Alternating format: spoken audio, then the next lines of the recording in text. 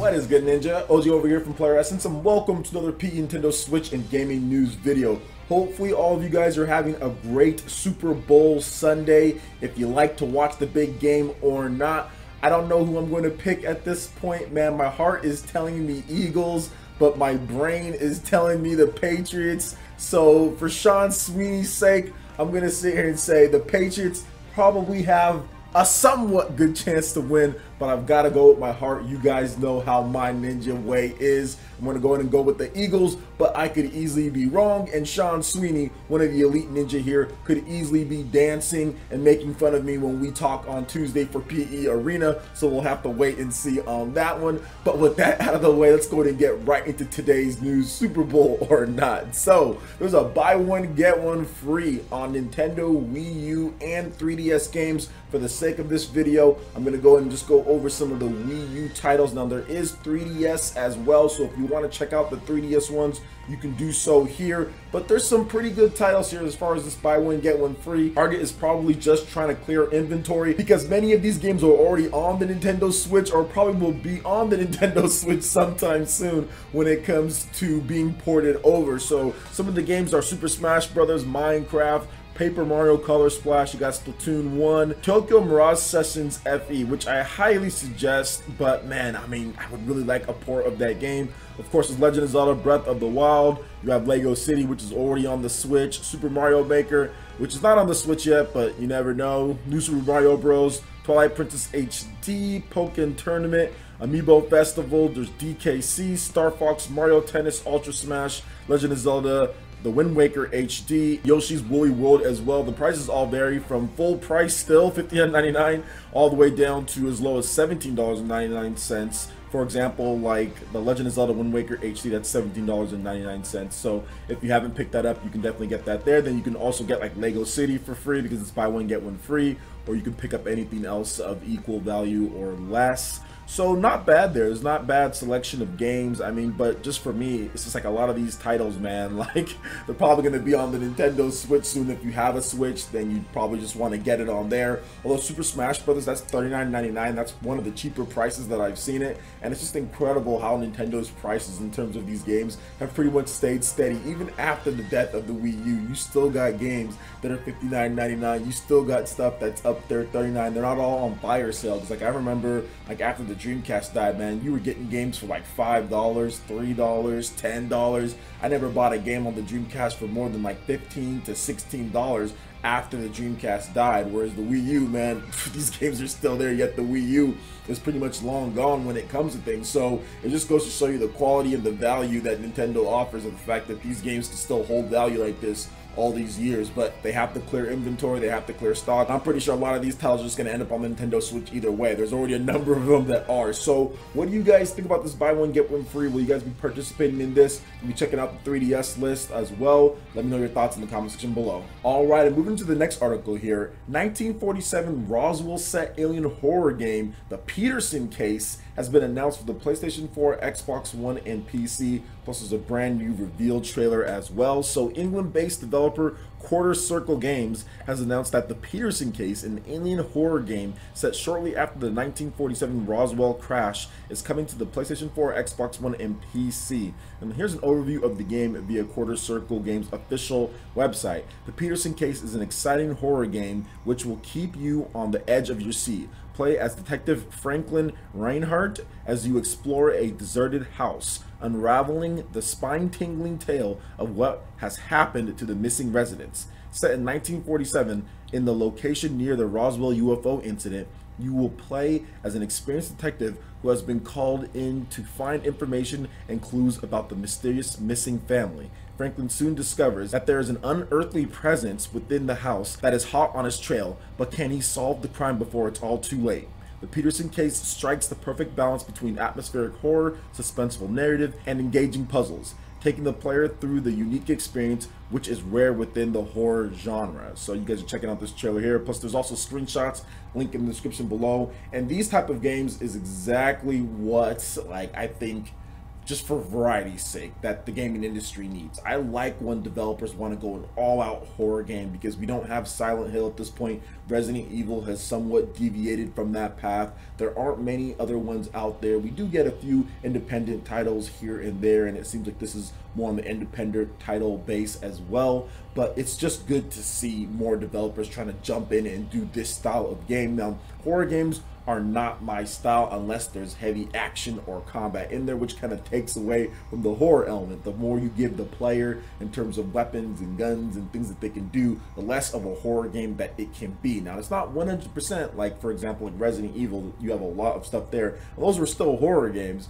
But I think like Resident Evil 4 and Resident Evil 5 kind of moved away from that. So where they still were, but not necessarily anywhere near as much as they used to be. So it seems like this one, you're going to have to be able to like run away. You're going to have to be able to solve creepy puzzles. You're going to be doing things like that in order to build the tension, build the atmosphere. I'm pretty sure there's probably going to be some jump scares here. There's probably going to be some freaky paranormal activity or things going on. So I think this is good. I think this is definitely good. I'm not sure if it's my style of game, but I definitely like to see stuff like this. But what do you guys think about the Peterson case coming to the PlayStation 4, Xbox One, and PC? I've always been intrigued with the Roswell incident, UFOs. When I was a kid, I was so big into UFOs and aliens and all that stuff. I didn't like horror stuff, but I was big into UFOs and aliens and like alien races and potentially all that stuff just because I thought that was really cool. Then my game that actually realized that was Mass Effect. Maybe that's why I was so into Mass Effect.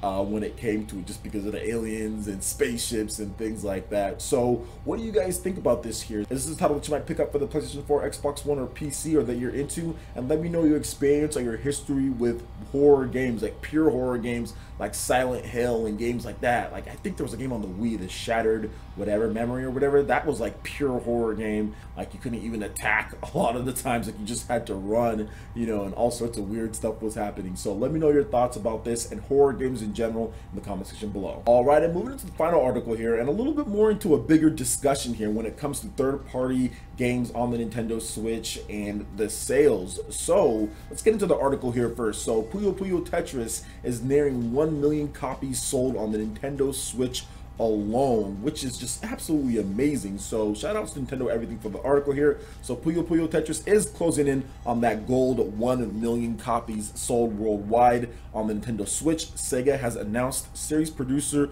Mizuki Hosoyamada shared the news during a Puyo Puyo anniversary TV show 2018 broadcast earlier today. And unfortunately, the broadcast wasn't really too exciting in terms of other stuff that was going down. SEGA just showed off its mobile game Puyo Puyo Quest, and there really hasn't been much new for fans in terms of the series. They haven't really done DLC for Puyo Puyo Tetris or anything like that, although there's a lot of content that's already in there. I'm pretty sure a lot of people don't think that there needs to be DLC, but I mean, it would be cool if they did, once it did hit 1 million, announce something, or potentially even a new Puyo Puyo Tetris game. But let's talk about this just a little bit, because there's been a lot of people on there as far as just like more of a, I would say, smaller base that was really hyping this game up. I don't think this game sold anywhere near 1 million copies or had a huge debut week or anything. I think it was deals and sales in addition to word of mouth that really pushed this title along, because I've heard so many people say, yo, Puyo Puyo Tetris on the Nintendo Switch is really cool. It's fun to play the game portably. It's fun to have it on your TV.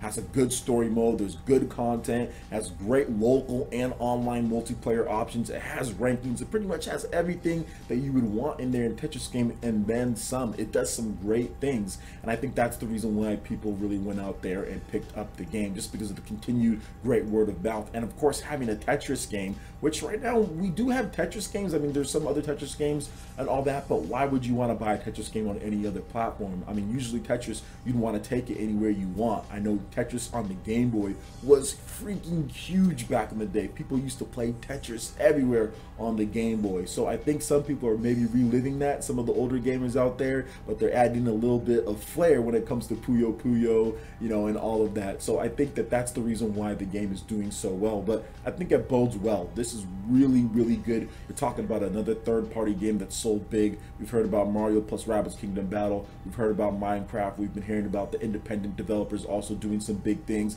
But this is one of the games here. This is not, I guess, an indie game because it's Sega published, Sega paid for and everything. So it's not an indie game, but it's a smaller end game, but it's doing really good. It's selling nearly 1 million copies, and that's money to the bank when it comes to Sega, because this Puyo Puyo Tetris game actually came out beforehand. You know, it was a game that was out in Japan earlier, things like that. So the fact that they brought it over to Nintendo Switch and it's had such success, that's definitely good. And I think more third-party developers are going to hop on. Obviously, we've already been seeing that with Sega. Valkyria Chronicles 4 is coming. Shin Megami Tensei 5 is coming as well. We also have stuff like Project Octopath, Dark Souls. All those games are coming, and I think you're going to see more games come out of nowhere. Like I said, long-term sales. Maybe since the Switch doesn't have the biggest install base right away, you see people just buy 500,000 copies or 600,000 copies or more, like you see on other install bases that have matured more. But I think over time, you're just going to see games like, oh wow, that's nearing 1 million units sold, like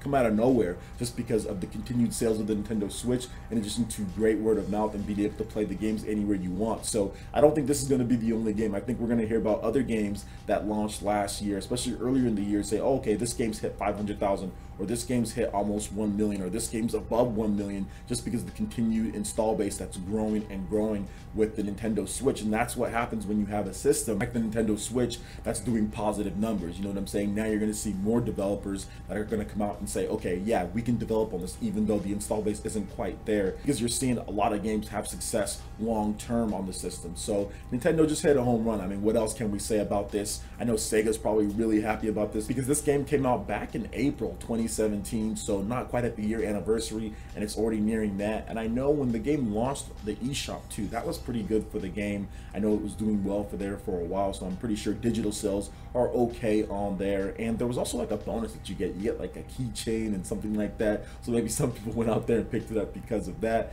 Tetris keychain, you can never go wrong with that, man. So I think this is great. Obviously it's good for third party when it comes to Nintendo Switch. It's good to see these type of games do well, and I would hope that going forward Sega can announce some other things, man. How about Phantasy Star Online 2 released worldwide on the Nintendo Switch in addition to other systems? Where's that at, Sega? Come on, we giving you all this money for Puyo Puyo Tetris. You need to hook us up with some Phantasy Star Online 2, the Valkyria Chronicles 4, Shin Megami Tensei from Atlas. That's cool stuff too, man. But I just like to see Sega go a little bit more when it comes to things. But I think they're doing a good job overall. And like I said, other third-party developers are definitely going to get on top of this when it comes to it. We're going to see a lot of cool stuff this year, Ninja. So what do you guys think about Puyo Puyo Tetris selling nearly 1 million units on the Nintendo Switch and probably going to pass it up this year? Let me know your thoughts in the comment section below. All right, Ninja, that wraps it up for this video here. Go ahead and check out the links in the description below. We've got Facebook, we've got Twitter. Go ahead and give us a like and a follow on our social media. Really helps to spread the content of Player Essence across the interwebs in addition to YouTube. Also, make sure you check out our Patreon and YouTube live gaming page and consider supporting Player Essence. When you do so, it gets you access to all sorts of cool benefits, perks, rewards, and emotes via YouTube sponsorship. So check out the link in the description below and consider supporting Player Essence right here on YouTube. Hit that like button if you did like this video. Lets me know you guys want more content like this going forward in the future. And subscribe to Player Essence for the latest RPG, Japanese, and Nintendo gaming news. Thank you so much for watching. I'll catch you for the next video. Peace.